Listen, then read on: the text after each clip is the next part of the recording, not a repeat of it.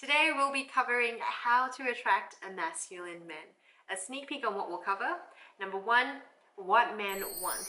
How knowing this is going to give you a better understanding of why men act the way that they do in the dating scene. Number two, being needy versus being needed. One of these is the key to keep him coming back for more. Number three, the power of encouragement, praise, and compliments. How to capture his heart like no other woman. Hi lovelies, my name is Laura and welcome to the channel where it's all about helping women obtain the life they want by meeting Mr. Right. So today's topic was inspired by my single friends when they come to me asking to talk about dating or even for dating advice.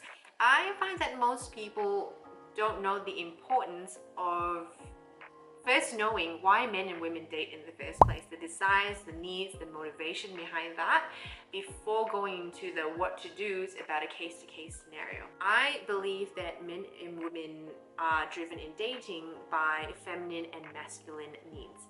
So knowing this is like having a blueprint to someone's mind and their hot buttons. Once you understand these things, everything's going to start making a lot more sense. It's going to take away the responsibility and the pressure of the whole, am I doing something wrong? Was it something that I've said? We've gone on a great date, but like now he's not texting back. Is he into me? What do I do to get his attention? He said this, so what do I reply back to that? All of those stuff. It can be incredibly frustrating. And to feel like you're always on the guessing side of things, having little to no control over everything, oh, it's like driving to a new place without a GPS. God, that's scary. So I'm here for you lovelies because my intentions is all about putting the power of dating back into women's hands. So I'd love to share that with you guys a little bit about that today with you guys. So let's hop in. So point number one, what men want. Understanding feminine versus masculine needs. Apologies for looking down all the time. Like, I have written heaps of notes for you guys. I really want to share my thoughts and my experiences with you guys because it's given me such a beautiful life and such a fun time in such a great dating experience.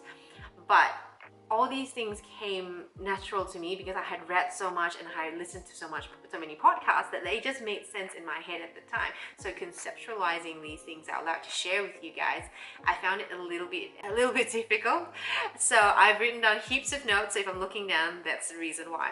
So I want to just preface first before we get into the first point that not all men are made equal. Some of them are more in their passive feminine phase, some are more in their masculine phase.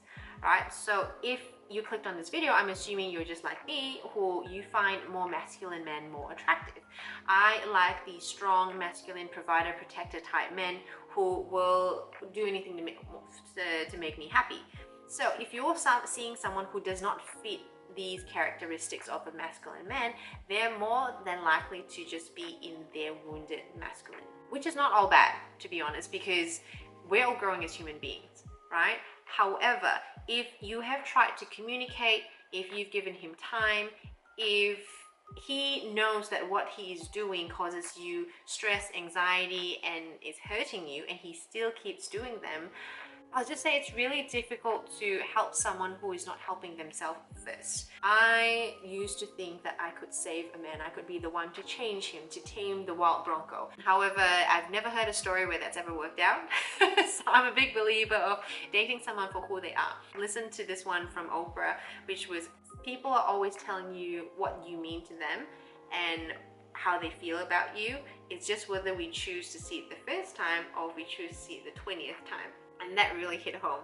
So I want you guys to make good judgment. Another thing that I really live by is that I believe that in a life sense, there's in the acquaintance department, there's many seats for people to sit in. In the friendship department, there's lots of seats for people to sit in. But when it comes to a monogamous relationship, there is only one seat for a life partner. So that's why I feel like it's so important to choose wisely. I see so many people in relationships that they're not happy in. Like once you get in, like people worry like, if I get into a relationship that I'm not truly happy with, like, what do I do? You know, like, obviously you can get out anytime. However, it's not as easy as that. So I think that really understanding, going to a relationship with eyes wide open and being really clear about why they're the one is so important. So I want to start with what masculine needs look like. So I want to differentiate between what men and women want when dating by understanding first what masculine and feminine needs are. So masculine needs include wanting to feel needed, accomplished, capable of achieving and doing, trusted and respected, to chase and to court, basically to pursue you. Now, all these things about masculine and feminine, I'm not even going to take credit for inventing them. I read heaps of John Gray's stuff from Men Are From Mars and Women Are From Venus. I highly recommend that book to anyone. An example would be when a guy gets a promotion. He is on top of the world, thinking, I'm the most capable person there ever existed. When men hits golf ball into golf hole, he is like, I have conquered the hole. They love achieving, they love being capable. And when men puts together a flat pack in 3 hours without using the manual, when it could have taken 20 if he used the manual, he comes back feeling accomplished and thinks that there is nothing in this world that I cannot do. I know heaps of them in my life. When it comes to feminine needs, we want to feel protected, safe, provided for, chased and courted, cherished, understood, communicated with, and supported. So women like sitting in a circle talking about their feelings. We like talking about things. We just like talking in general. That way we feel understood. We go through so much hassle to put together dinner parties and stuff because we feel connected with our community. When a woman's partner cleans the house and takes out the bins for her, she feels incredibly supported, right? So these are the differences where very blatantly men love doing and women love receiving and appreciating. That's at the core. That's the primary of the masculine and the feminine nature. What happens when the roles get mixed up is when the feminine starts to chase and provide for the masculine, or when she's basically too independent and she does everything for herself, like she is paying for her own bills, she's opening her own doors, she is opening her own jars, changing her own tires. It either attracts the wrong type of men who stick around, or they're putting out the wrong sort of message. And I'm not saying being independent is bad, because I very well know what it's like to be a single independent chickie. I was working 3 jobs at one point in time trying to make it work, so I completely understand. However, it's like, how do we test the men if they are then capable of being the masculine men that we want, if we don't at least give them a chance to try to do those things for us? Like, for example, I know heaps of women who are in relationships where they constantly are complaining about, I do everything, I'm really tired, it feels like he does nothing at all, he doesn't even offer to help. I'm not sure if you've heard that one before, but I've heard that millions of times. Chances are that they didn't put their men through these tests in the beginning before they started dating. Granted, if you're a little bit older, maybe that was a different time. I remember my mom saying that a lot about my dad.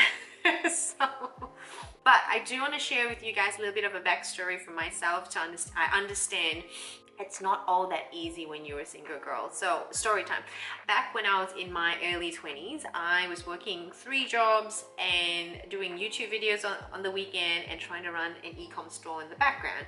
I really wanted to try to find my purpose through my career. It was incredibly tiring, and I found that dating was fun and relaxing. It actually took my mind off the hustling of the day, because I understood that masculine men want to take care of me. They want to do things for me. So when I went on these dates, I was fun, I was curious, I was grateful, and that definitely brought a different dynamic to the scene. And a lot of these men, some of them would actually want to come to my rescue and save me, per se. Some of them would actually invite me over. They'll cook me dinner, they picked me up, they got my Ubers back, they did a lot of things for me. And through that process, I met Pat. Obviously, I'm a little bit biased. Pat is and always will be my favorite masculine man, but he drove 3 hours return trip to come see me on dates. We lived very far apart. He paid for and pays for almost everything in our lives. I'm never an inconvenience to him. Whenever I have a breakdown, a meltdown, he always holds space and makes me feel supported and validated. And I would say that's a pretty darn good life. You know, like, a lot of weight has been taken off my plate as a girlie who was hustling so hard. It was like a breath of fresh air. It was lovely for someone to take care of me and want to take care of me. And I really wanted to share that story with you guys to let you know that I am nothing special. There's really nothing special about me to garner that sort of attention, garner that sort of, help or support from males around me, because all I did was I read a lot. I read a lot of books about dating, about feminine and masculine energy, and listened to a lot of podcasts on how to make men want to be more masculine around you. And I'm a massive fan of putting the power back in women's hands when it comes to dating, so that's why I wanted to make these videos and share all of my knowledge with you guys. So without further ado, let's hop right into it. Alright, so point number 2, being needed versus being needy. One of these is the key to keeping him coming back for more. A man wants to be needed but doesn't someone who is needy. Very true. I feel like all of us feel the same, but more so in the dating scene from a man's point of view. Now, this is coming from a place of love. I truly believe that your vulnerability, your softness, your trust as a woman is so beautiful. It is so beautiful and can often be wasted on men who are in their feminine passive phase, or people who have taken you for granted, right? Like, I know that's incredibly difficult, but if you can put that to a side for a moment, I encourage you to try to come into this with fresh eyes, with a clean slate, because this will be incredibly helpful. The problem with the past situations wasn't because you weren't good enough or you had been vulnerable and you got hurt. It was that someone else did not know how to appreciate that. For what it's worth, you know, when you find the right man, when you find a masculine man who is masculine at his core, everything will make sense, and it's a wonderful time. So for what it's worth, I encourage you and I invite you to take this journey with me. I want to, if you want to know more about like what are the characteristics of a passive feminine man and masculine man, go watch the video that I've got previously, the 5 green flags to look for in guys to find out if he is a masculine man video. I will leave that link in the description for you there. You're welcome. So coming back to this. Feeling needed is when someone is genuinely grateful for your efforts to try to solve a problem for them. Feeling like someone is needy is when they expect you to fix something for them and they might get upset if you don't want to or can't. Very different energy. So being needed, I would recommend starting small. Give him things that he cannot mess up. Things like picking a restaurant or whatever it is, right? So say, for example, what we really want to train here is a positive feedback loop. If you've never heard of that before, positive feedback loop is when someone does something, they get rewarded for doing the thing, and so they feel good about it and they want to do the thing again. So eventually we will train these men to want to look forward to do things for you because it feels good to do things for you. So for example, I've been really wanting to go to find the best steakhouse in town, but I haven't really had any luck. Do you know any place good? I'd be down for it if you'd like to take me and show me through the menu. Say the date happened. He took you to the steakhouse and it was great. Tell him how great of a job he's done and that you've really appreciated his thought and his effort. The next example would be that I think chivalry is really hot, and I love it when guys open the door or hold the door open for me. When you go on your date, allow him to walk ahead of you, allow him to then grab the door before you, allow him to open the door for you, and when he does, positively reinforce the fact that you really appreciated that and that was really lovely of him remembering that.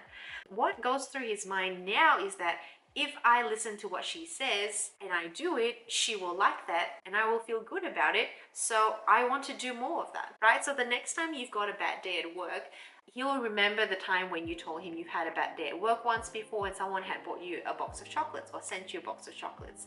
Guess what? If he's been trained in that positive feedback loop to be doing things for you, the chances of him sending a box of chocolate to you the next time you've had a bad day at work is significantly higher than if we hadn't trained that positive feedback loop in the beginning. Does that make sense? Now, being needy. Wanting him to do something for you regardless of how he feels about it and making him feel bad for not wanting to do it. This includes behaving passive-aggressively or entitled that he should do something for you. Best examples I can think of are mums.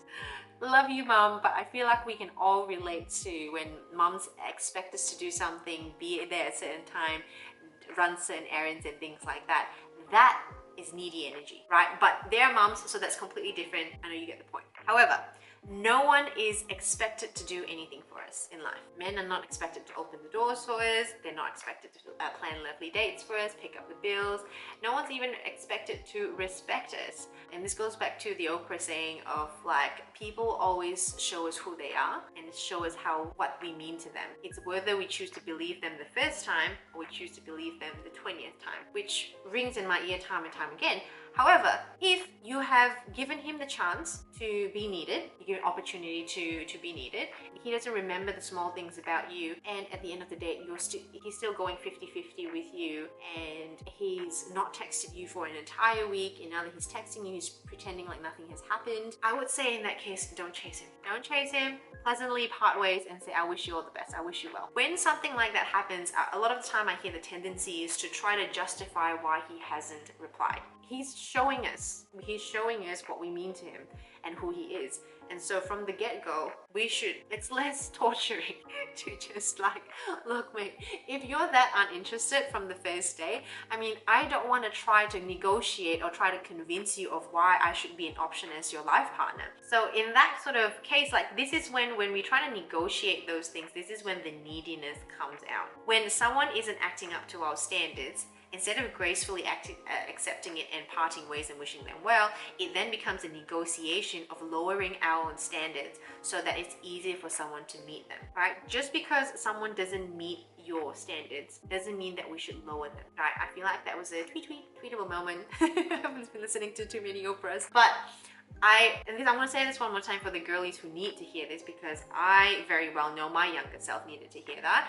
Just because someone doesn't meet your standards doesn't mean you lower them. When you meet a man who is masculine at the core, everything that we've talked about today will make complete sense. He will pick up on the slightest hint of when he is needed. He'll be more than happy to chaperone you, more than happy to then make sure you are taken care of, just to make you happy, because he loves doing things. He loves doing things for you, especially when he's appreciated. So that's number one. So I would say that if you know men like that, or if you end up going out on a date with a man like that, well, congratulations, great job. You have now been princessed for the night. The next thing is that from there, how do we now seal the deal and having him walking away feeling like an absolute king and dying for the next time he gets to see you again? This is now when we tell him how much we've appreciated him for his efforts, for his choices, for what he's done for us. Now, I know a lot of you are probably wondering now, that's it?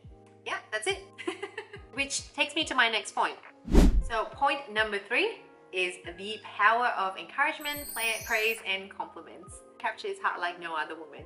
So back to men and women in dating. I just want to refresh you guys' mind on the feminine traits and the masculine traits and the needs and wants in a relationship, because in the dating scene, because that's so important. That provides us the bedrock of how people function, of how people seek the needs and relationship, how they choose their partners as well, and why they do what they do. Men want to feel needed, accomplished, capable of achieving and doing, trusted and respected, to chase and to court. Women want to feel protected, safe, provided for, chased and courted, cherished, understood, communicated with, and supported. It is as simple as men primarily want to do and to give, and women primarily love appreciating and receiving. I mean, granted, along the way there's a bit of give and take, but primarily if a man receives too much, he becomes sloppy, and when a woman gives too much, she becomes resentful. I'm not sure about you guys, but I had a superwoman mom who did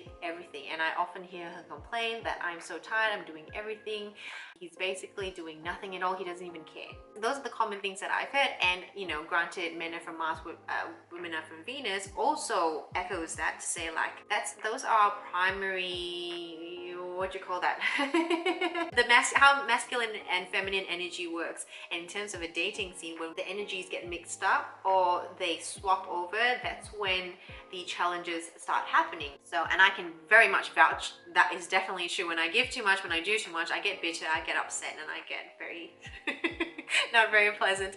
But when I'm in receiving mode and when Pat is doing stuff for me, he's beaming. And I've asked him before, he actually quite loves it. It's just enjoyable. It's like, yeah, what else can I do for you? What can I open your door for you? Can I open your jar for you? He literally pushes me aside so that he can open my door for me. He's absolute sweetheart.